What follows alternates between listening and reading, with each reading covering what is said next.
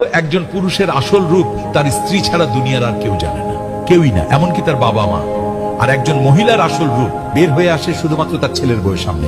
সবার সামনে অভিনয় করা সম্ভব হলেও ছেলের বউই বলতে পারবে তিনি মহিলা হিসেবে আসলে কেমন। কেউ মানুক আর না মানুক, এটাই সত্য।